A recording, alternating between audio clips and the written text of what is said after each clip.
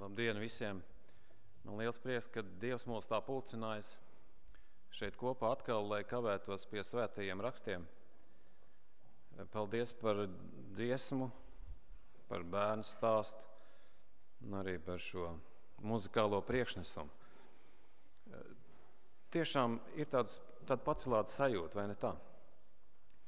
Kad mūzika skan, kas aizskar tavu iekšējo cilvēcisko būtību, kur reizēm ar vārdiem nav iespējams pateikt, un ka tas paceļ mūsos, rada mūsos šo pateicības apziņu, ka Dievs ir labs.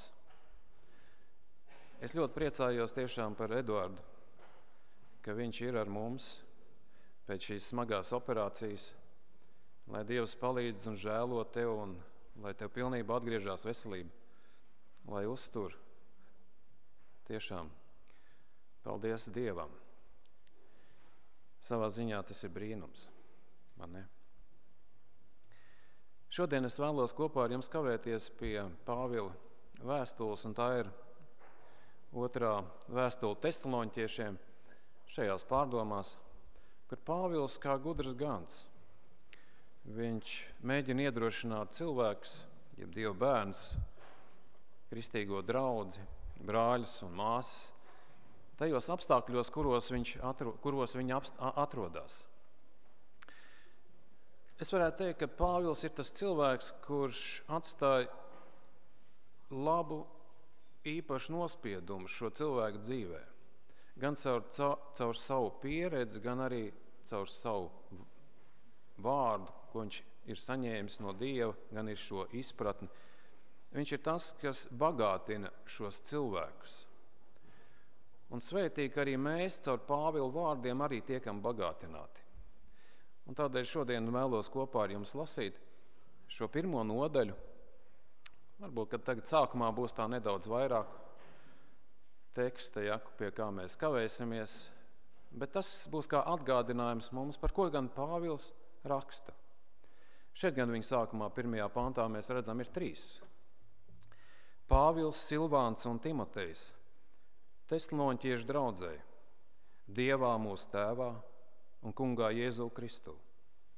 Žēlstība jums un miers no Dieva Tēva un Kunga Jēzus Kristus. Mums vienmēr jāpateic Dievam par jums, brāļi, kā pienākas, ja jūsu ticība aug augumā un jūsu savstarpējā mīlestība kļūst pilnīgāk pie ikviena no jums, tā ka mēs paši lepojamies ar jums citās Dieva draudzēs, vērā ņemot jūsu izturību un ticību visās jūsu vajāšanās un spaidos, kas jums jāpanes. Tā ir Dieva taisnās tiesas zīme, ka jūs reiz būsiet cienīgi iemantot Dieva valstību, kuras dēļ tagad ciešat. Jo tāda ir Dieva taisnība, ka viņš jūs spaidītājiem atmaksā ar spaidiem, bet jums, kam jācieš ar pestīšanu kopā ar mums, kad Jēzus atklāti parādīsies no debesīm ar savas varenības eņģeļiem uguns liesmās un turēs tiesu pār tiem, kas Dievu neatzīst un kas neklausa mūsu Kunga Jēzus evaņģēlijam. Tie, kā sodu, saņems mūžīgu pazušanu no tā Kunga vaiga un viņa godības spēka. Kad viņš nāks pagodināt sevi savu svēto vidū un saņemt abrīnošanu visu ticīgo starpā viņā dienā. Arī pie jums, kur starpā mūsu liecība iemantojas ticība. Tādēļ arī mēs vienmēr lūdzam par jums, lai mūsu Dievs jūs darītu savu aicinājumu cienīgus, līdz galam piepildītu jūsu sirsnīgo cenšanos pēc laba un ticības darba spēkā, lai tā jūsos tiktu pagodināts mūsu Kunga Jēzus vārds un jūs viņā, pēc mūsu Dieva un Kunga Jēzus Kristus žēlastības. Ar šādiem vārdiem viņš vēršās pie cilvēkiem, kur piedzīvo ciešanas, kur piedzīvo grūtības. Un Pāvils kā gudrs gans, jeb gudrs cilvēks, vadītājs, līderis, viņš mēģina iedrošināt šo draudzi, kas savā veidā ir ar jautājumiem, ar neziņu, kādēļ tas ar mums tā notiek, kāpēc? Vai mēs rīkojamies kaut kā nepareizi? Kāpēc ir šīs ciešanas? Un tādēļ, ka tā ir otrā vēstule, tas nozīmē, ka pirmajā vēstulē Pāvils nav devis visas atbildes, kas interesētu šo draudzi. Viņš neatbildēja uz visiem jautājumiem. Ir vajāšanas pastiprinājušās, viņi ir saņēmuši vēstuli, kas it kā ir arī no Pāvila, bet tomēr tā nav, kā daži apgalvo. Kā Pāvils apgalvo, tā būs precīzāk. 2. nodaļā, 2. pantā, kad mēs redzam, ka Pāvils atsaucās uz to, it kā viņa vārdā rakstīta ir vēstule. Daži šajā draudzē gaida uzņemšanu, tātad, kad Jēzus tūlīt nāks, ka visi darbi jāpamet un mums nekas nav vairs jādara. Viņiem arī ir šis jautājums par to, kādēļ pār mums nāk šīs ciešanas. Vai Dievs ir mūs atstājis? Kādēļ mēs nepiedzīvojam glābšanu vai palīdzību? Kādēļ? Un dažkārt varbūt kādam cilvēkam liekas, ka tas sods, kas nāk pār mani, ir tikai tādēļ, ka es esmu kaut kādā veidā darījis aplam. Ja es esmu darījis aplam, tādēļ es esmu pelnījis sodu. Un pārsteidzoši, ka daudziem ir šāds priekšstats. Ja manā dzīvē viss neiet labi, tātad es kaut kādā veidā esmu nostājies pret Dievu. Nevienmēr tā ir. It sevišķi šajā gadījumā, kur šie ticīgie bērni, viņi ir ticīgs brāļi, kas pieder Kristum. Un dažkārt ir cilvēkiem šī doma, ka Dievs atalgos tos, kas dara labu šajā dzīvē, un sodīs ar grūtībām tos, kas dara sliktu. Un dažkārt cilvēkiem liekas, ja es Dievam nepatīku, ja mana dzīve nepatīk, tad Dievs man nav labvēlīgs, bet tad, kad man dzīvē veicās un viss ir labi, tad Dievs man svētī un viss ir kārtībā. Un dažkārt cilvēkiem liekas, ka ja man nav pietiekams ticības, tas ir tāpēc, un es saņemu grūtības vai problēmas, tas ir tāpēc, ka man nav spēcīgas ticības. Tādēļ man ir slimības, tādēļ es esmu neveiksmīgs, tādēļ es esmu nabags, tādēļ, ka man nav stipras ticības. Dažkārt tā ir cilvēkiem, ka viņi tā spriež. Mēs tā domājam. Bet tā Dievs nedara. It sevišķi, ja mēs raugamies uz šo draudzi, Tesaloņķiešu draudzi, mēs redzam, ka viņi ir pakļauti smagām vajāšanām, un varbūt, ka viņiem arī liekas, ka mēs kaut ko darām nepareizi, kādēļ pār mums nāk šīs ciešanas.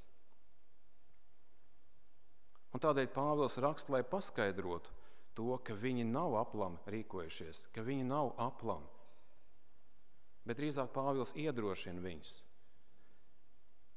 Mums rodas jautājums, vai tiešām šajā pasaulē nevar bez ciešanām? Jums patīk ciest, saņemt grūtības, sāpes? Nevienam tas nepatīk. Mēs visi vēlamies būt veseli, priecīgi, laimīgi, ka varētu mēs bez ciešanām iztikt, vai ne?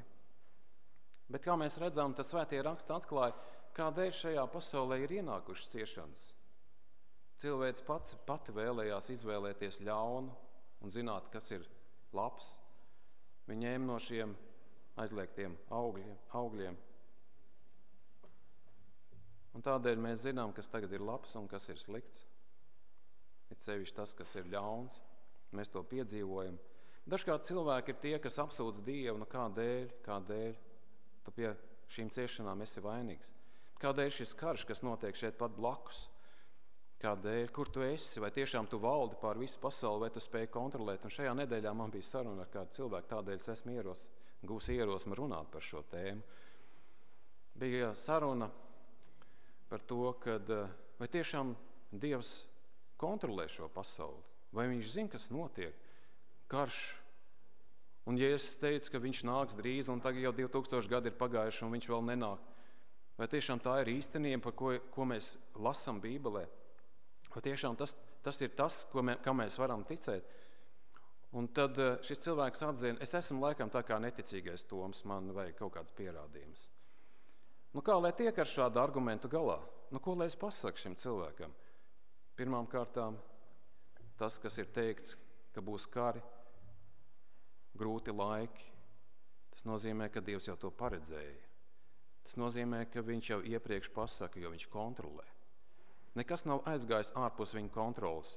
Viņš zina, kas notiek, kas notiks. Viņš visu tādēļ atklāja, lai mēs redzot to, kļūtu spēcīgākiem, stipri pārliecībā un ticībā, ka Dievs ir tas, kuram mēs varam uzticēties. 2000 gadus viņš nav nācis Jēzus, ja? Un daudziem liekas, ka viņš kavējās. Bet ja mēs tā raugamies, vai cilvēku mūžs ir garš vai īs, mēs nedzīvojam 2000 gadus. Labi, ja nodzīvo 80, kāds stiprāks, varbūt 90.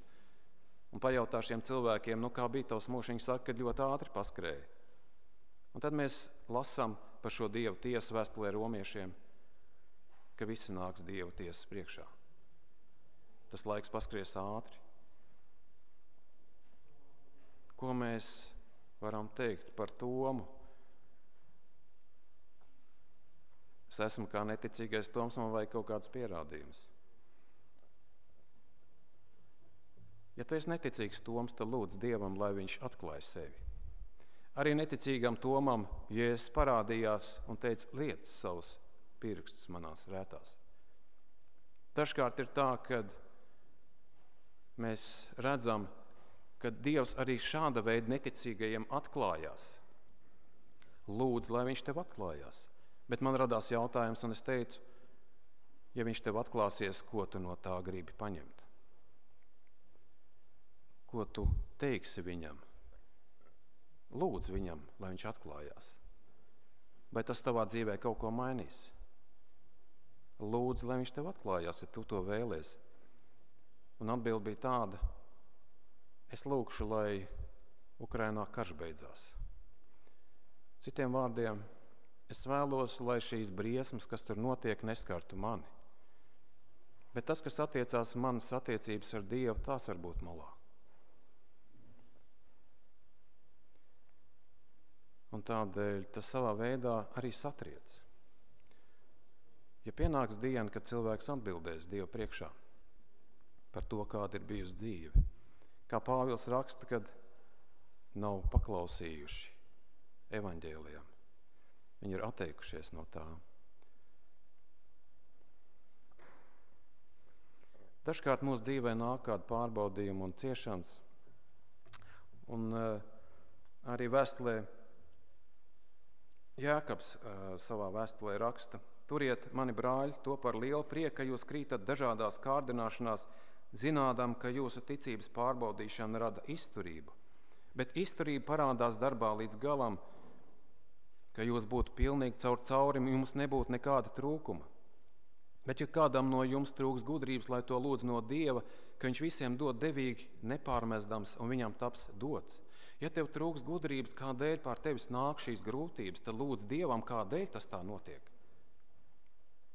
Lūdz, lai viņš dod tev sapratni. Sapratni, kas tev šajā brīdī ir vajadzīgs. Tad, kad tu saproti, kādēļ pār tevi tas nāk, tad vieglāk ir panest. Tu redzi to iemeslu, tu redzi to mērķi. Un tādā veidā Pāvils raksta un stiprina šo draudzi. Viņš neieved šos cilvēkus dziļākā izmisumā, bet viņš mēģina viņus stiprināt šajos apstākļos. Viņš runā par šo izaugsmi, par šiem panākumiem. Viņš runā par to, lai šie cilvēki iztaisnotu savu muguru, lai viņi paceltu savu skatu uz augšu, lai nenolaistu degunu uz zemi, lai viņi nav izmisuši. Viņš vēlas viņus iedrošinot, pateikt, cīnies, turpini uzticēties Dievam, cīnies labo ticības cīņu, neatlaid šo satvērto pavedienu, šo cerību, kas nāk no Dieva. Viņš savā veidā mēģina dziedināt šos cilvēkus, kuriem varbūt ir tāds savu veidu nicinājums pret sevi, kā nepilnīgiem, varbūt kļūdīgiem.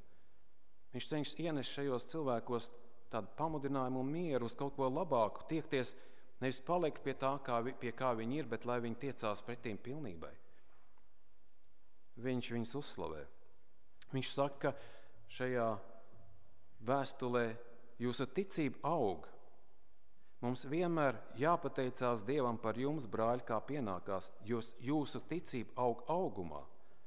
Tātad pieaug ticība. Tas ir kā muskulis, kurš ir jāvingrina.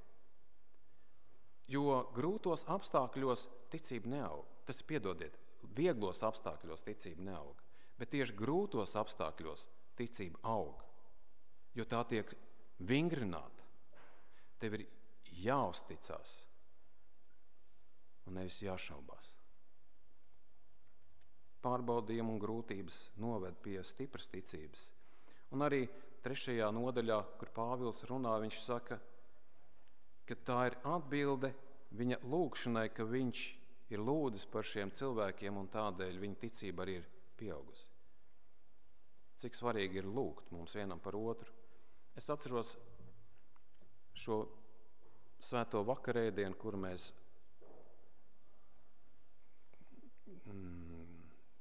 kalpojam, kur mazgājam kājas viens otram, ne? Kādēļ mēs to darām? Kādēļ mēs noliecamies pie otra, pie brāļa kājām, māsas pie māsas kājām? Kādēļ mēs to darām? Tādēļ, lai satvērtu lūgšanā šo cilvēku kājas, lai viņas iet pa dzīvības ceļu. Mēs lūdzam, lai šī cilvēka dzīve būtu garīgi nobriedusi, lai pieaugtu ticībā, lai pieaugtu mīlestībā. Tā tad Pāvils lūdz. Tāpat nav otrs moments, ko Pāvils šeit raksta, ka mīlestība kļūst pilnīgāka. Tas nozīmē, ka caur grūtībām mēs vairāk viens otram tuvojamies. Grūtības mūs tuvina. Tāpēc dažkārt Dievs pieļauj pārbaudījumus mūsu dzīvē. 3. lieta, ko viņš šajā nodaļā runā par izturību. Vērā ņemot jūsu izturību. Tas nozīmē, ka jūs panesīsiet. Un šis ir grieķu vārds, kas tiek lietots hipomonēs, ir izturība, nelokāmība, pacietīga gaidīšana, noturība. Tas nozīmē nevis tādu pasīvu grūtību panešanu, kas nāktu par cilvēku, bet saņemot šos dzīves sitienus, mēs vienlaicīgi izmantojam tos kā pakāpienus, kā skolu, kā atspērienu punktu, kā ceļu, pieredzes ceļu, kā briedumu. Mēs to ņemam vērā kā tādu lietu, kas mūs veido un attīsta. Kā Kristus tika darīts pilnīgs, kā mēs lasām, caur ciešanām tika darīts pilnīgs. Tātad lietas, ar kurām mēs saskaramies, mums jāredz nevis kā tas, kas mūs nomāc vai sasit, bet drīzāk kā iespēja mums augt. Raugoties uz ozolu, viņš no sākuma ir maziņš, ne? Bet tālāk viņš izaug liels, kas spēj noturēties milzīgās vētrās. Bet kur viņš gūst spēku? Viņš laiž dziļas saknes. Kur ir tavas saknes?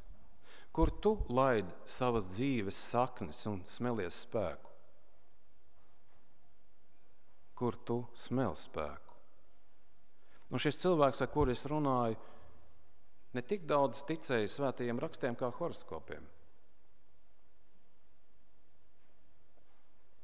Es tā biju ļoti izbrīnīts. Tas, kas ir gājis cauri gadsimtiem, kā svētie raksti, kā apliecinājums Dieva gudrībai, patiesumam, un ka pravietojumi ir tik daudz piepildījušies, un arī šodien mēs dzīvojam pēdējā laikā, kas liecina par to, ka drīz Kristus nāks, spēks tiek meklēts kaut kur citur, horoskopos. Traki. Cilvēki negrib ieklausīties tas, kas nāk no Dieva. Mēs zinām, kādēļ pār Dieva bērniem nāk grūtības. Tādēļ, kad mēs lasām atklāsmes grāmatā 12. nodaļā, 17. pantā, kur rakstīts, tad pūķis, jeb Sātans, sadusmojās par sievu, tātad par draudzi, un gāja karot ar pārējiem viņas cilts locekļiem, kas turēja Dieva baušļus un apliecināja Jēzu. Mēs saprotam, ka mēs dzīvojam šajā pasaulē, kurā ir šī lielā cīņa, kad velns dara ļaunas lietas. Bet tad, kad pār mums nāk grūtības, tad patiesa ticība tikai tad sāk atklāties, vai ne tā? patiesas ticības īstums parādās. Un tādēļ Pāvils saka, ka šie pārbaudījumi ir tikai tas, kas parāda, ka viņi ir patiesi ticīgi. Caur to visu Jēzus tiks pagodināts. Viņi saņems godu un uzslavu. Tas nozīmē, ka tavā dzīvē, ja ir grūtības, tad neatlaid savas ticības rokas. Paļaujies uz Dievu. Meklē spēku viņā. Jo mēs zinām, ka priekšā stāvošie notikumi nebūs viegli, par kuriem raksta Pāvils un daudz citi jauni evaņģēlisti. Kur ir tavs spēks? Kur tu meklēji savu spēku? Vēl par kokiem runājot, grāmatā Lielā cīņa ir rakstīti šādi vārdi, kas man liekas ļoti labi iezīmē šo ainu. Kad nāks piemeklēšanas laiks, tad kļūs skaidri redzams, kuri Dievu vārdi ir ņēmuši par savas dzīves mērauklu. Vasarā vēl nav manām atšķirības starp mūžam zaļojošiem kokiem un visiem pārējiem, bet, kad atnāk ziema, vēju brāzmas, mūžzaļie koki nemainās, turpretī citi zaudē savu lapu rotu. Tā arī tagad negodīgas ticības apliecinātais nevar atšķirt no īstiem kristiešiem, bet jau pavisam tuvu ir laiks, kad starpība kļūs acīm redzama, lai tikai rodas pretestība, lai no jauna uzbango fanātisms un neiecietība, lai iedegs vajāšanas uguns, tad svārstīgie un liekulīgie ļaudis tūlīt sāks grīļoties un atteiksies no savas ticības. Bet īstie kristieši stāvēs stipri kā klints, viņa ticība kļūs vēl drošāka un cerība gaišāka kā labajās dienās, jo viņi ir savas saknes laiduši Dievā, varētu teikt tā, svētajos rakstos, viņa spēkā. Viņi ir savu dzīvi sauduši ar Jēzu Kristu. Viņi ir mācījušies uzticēties. Viņi ir paklausījuši. Protams, Dieva plānam ir vienmēr bijušas šīs divas daļas. Pirmā daļa ir, kad viņš aicina savai godībai. Mēs varētu teikt, pirmā eņģeļa vēsts, ne? Evaņģēlijs. Viņš aicina savai godībai. Un otra, ka tuvojas tiesas diena. Jo tāda ir Dieva taisnība, ka viņš jūs spaidītājiem atmaksā ar spaidiem, bet jums, kas ciešat ar atpestīšanu kopā ar mums, kad Jēzus atklāti parādīsies no debesīm ar savas varenības eņģeļiem uguns liesmās un turēs tiesu pār tiem, kas Dievu neatzīst un neklaus mūsu kunga evaņģēlijam. Tie, kā soda, saņems mūžīgu pazušanu no tā kunga vaiga un viņa godības spēka. Pāvils šeit mums atgādina par šo nākotnes notikumu. Tas notiks. Atklāsies, šeit ir šis grieķu vārds apokalipse. Atklāsies tas, kas tagad nav redzams. Tas varētu būt tā, kad aizskar tiks atvērti un taps redzams tas, kas tagad ir apslēpts. Tā diena nāks, un to skaidri redzēs visi. Liesmojošās uguns, eņģeļa pavadība, godība. Un šeit parādās cilvēku liktenis, kur ir atteikušies no Kristus. Viņi ir atteikušies tad, kad ir klauvēts, tad, kad ir saukts. Līdzīgi kā Atklāsmes grāmatā 3. nodaļā ir teikts, redzi, es stāvu durvju priekšā un klaudzinu, ja kas dzird manu balsi un durvis atdara, es ieiešu pie viņa un turēšu ar viņu mīlestību, un viņš ar mani. Kas atdara, viņš klauvē. Vai tu vēlies, ka es ienāku tavā dzīvē? Tev ir jāizdara izvēle, kamēr nav par vēlu. Un Luis, interesanti, viņš pasaka tādu domu, kad ja tu saki Dievam tavs prāts, lai notiek, tad kādu dienu tu piedzīvosi šo glābšanu. Bet kādā dienā, ja tu neizvēlies Dievu, tad Dievs teiks, lai notiek pēc tava prāta. Viņš raidīs projām cilvēku. Svētie raksti ir tie, kas atklāja šo dramatisko cīņu šajā pasaulē. Raksti atklāja mūsu cilvēces stāvokli, kādēļ ir ciešanas. Bieži vien cilvēki vēlas dzirdēt tikai labas lietas no rakstiem. Tās ir kā dzimšanas dienas dāvana, ka tu esi saņēmis ceļojumu, ka tu esi saņēmis mantojumu, ka no tevis netiek nekas gaidīts, bet par pārējo labāk mums nestāsti. Tas mums neinteresē. Bet svētie raksti mums parāda šo pilnīgo ainu. Un tā ir īstenība. Un tādēļ Pāvils raksta šiem ticības brāļiem un māsām, lai viņi gūst savu spēku Dievā, lai viņi meklē savu spēku viņā. Tādēļ arī mēs vienmēr lūdzam par jums, lai mūsu Dievs jūs darītu savu aicinājumu cienīgus un līdz galam piepildītu jūsu sirsnīgo cenšanos pēc laba un ticības darba spēkā, lai tā jūsos tiktu pagodināts mūsu Kunga Jēzus vārds un jūs viņā pēc mūsu Dieva, Kunga Jēzus Kristus žēlastības. Viņš lūdz par to, lai viņos atklātos šī Dieva žēlastība un lai viņi pieaugtu ticībā. Tas ir kā uzmundrinājums, pamudinājums mums visiem. Ja mēs redzam, kādā laikā mēs dzīvojam, lai tavas ticības saknes būtu pareizā vietā un ņemtu spēku no pareizas vietas, no Dieva.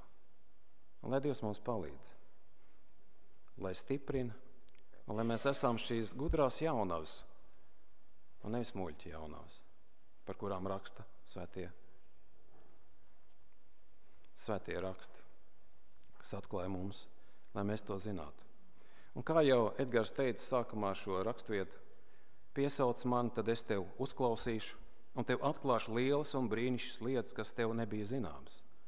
Piesauc, lūdz pēc Dieva, kaut tu spētu jau šodien dzīvot tā, kā viņš aicina. Lūdz pēc Dieva, kaut tu nepaļautos uz savu spēku, ka tu spētu panest grūtības. Meklē savu spēku Dievā.